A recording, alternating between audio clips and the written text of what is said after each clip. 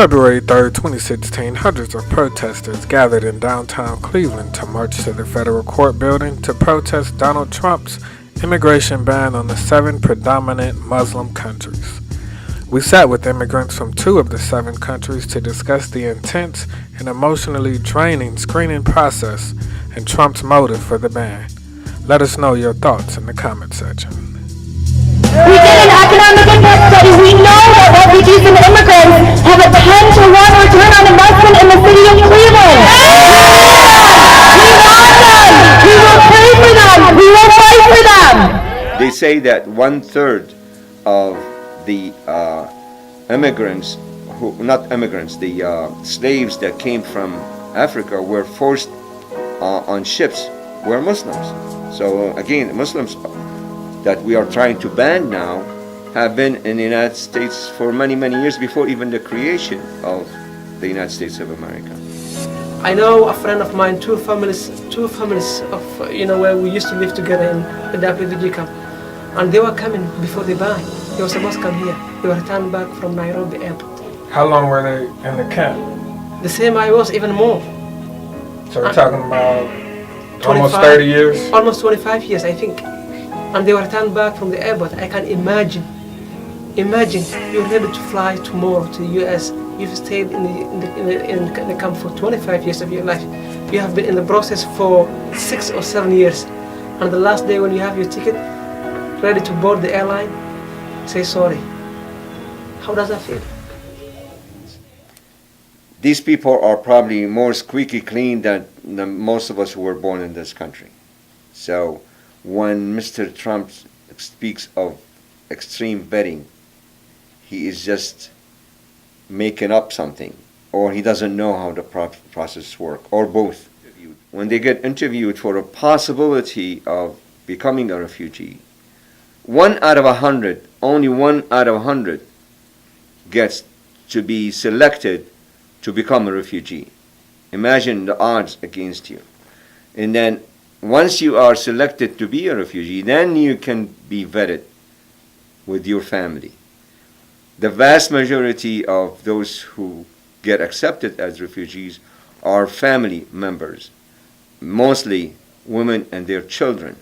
These are not terrorists. These are people escaping disasters. They lost their wealth, they lost their houses, their jobs, their livelihood, and they left everything behind. Those 7 countries is the most vulnerable countries on the planet, I think. I'm an American citizen, but I was born in Damascus, Syria, 70 years ago. Came to this country when I was 25. I've been here about 11 years. This is my 6th year. Okay. The vetting process of refugees and that we have had is very, very, very, very already extreme, and we don't need to be more extremes.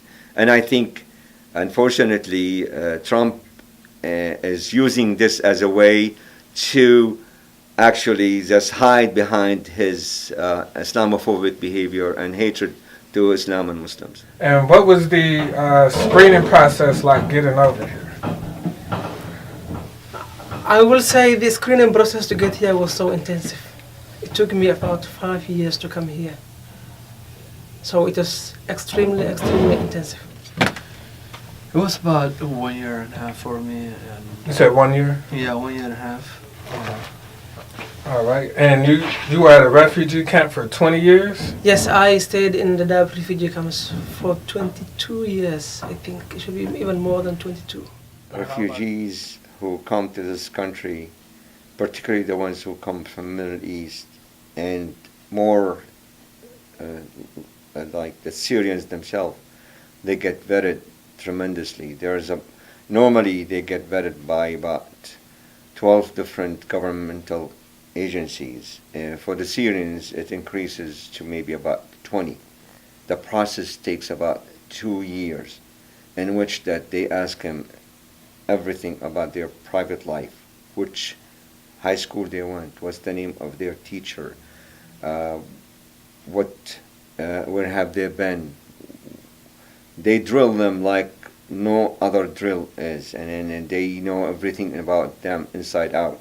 They get interviewed by the CIA, by I think the FBI, by all the health departments. So what I'm saying is 21st century, we're not supposed to target the vulnerable people, the people that have civil war, that have dealt with the terrorists, you know, whatever the case is. And, you know, Trump had promised openly during his election tours that he was going to have a Muslim ban.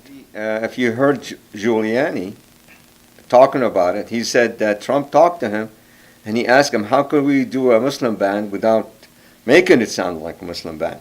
So I don't know whether Giuliani was saying it as stupidly exposing Trump, or he's mad at him for not giving him a position in his cabinet and he's getting back at him.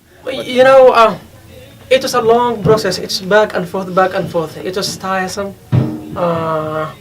It was emotionally hurting, because you have to go all this through screening after screening, you know, time and again. And it was not like consecutive things, you know. You maybe the first time they schedule for your test, then the next one maybe a year after, or maybe 6 months after. And it's intensive though. They keep you a whole day there, asking you questions, you know, from person to person. It was, I don't know what to say. I have no words to describe that. It was tiresome, I think. It's so bad. Back at him. But the point is that they can call it, it's not a ban on Muslims as long as they want, but it is banned against Muslims, and not only. I feel like the screening process is already extreme and intensive. So I don't see a point where the U.S. government needs to improve and make it hard for people. I don't think so. But updates are okay, you know. And we cannot really turn our head away from people who need us the most. It is really what this country stands for. So if we are denying our character, we are basically removing the ideal of welcoming nation. Well, the reason we are in this position is also because of the failure of the Democratic Party to represent people properly. Everything. How does your family back home feel about it? They feel bad about it. They worry about it, because the reason why is they cannot visit us, and if we go back there, it's hard to come back. You know what I mean? So it's not something that targets individuals, because we are a nation as a Somalian. So it doesn't surprise me at all, because I knew this guy will do something that are unusual, you know. And what I was surprised was how quick it was. How about you? I was a little bit surprised, because I was thinking that that President Trump was only doing so during the campaign, that for him to get more votes. When he gets to Washington D.C., I thought he will change his mind and, you know, do anything good for the country, you know, not dividing the society, bringing the community to get the society together. Za'atari, yes. Za'atari refugee camp. I want to go in on that because I read that they have their own economy as within the refugee camp. Can you talk about that? Because to me, if Trump is the businessman that he says he is or thinks he is, and he has this, you know, financial savvy in Trump University, if you have a group of refugees that create an economy out of nothing, wouldn't it make sense to bring some of them here to maybe keep the economy going? Well, you have to remember that I don't think this is the focus of Mr. Trump. Mr. Trump's, I think, is a white supremacist, and he, as far as I'm concerned, surrounded himself with people of like-minded individual who their interest is really to keep America white. They assume that only white people should be living in this country, and I've never seen our country the way it is now. I've never noticed or experienced the prejudices that we have, where people now are being emboldened of speaking very arrogantly against people of color and people of other faith, including Muslims. The American people. For the ban, I think I will urge the government to reconsider its executive order about the ban. That hurts people. It hurts a lot. It divides society. Reconsider the consecutive order, because it's not something that you play with the signature, you know what I mean? It's affects us and it's matter to us, and it makes more harder for our life. So you saying they should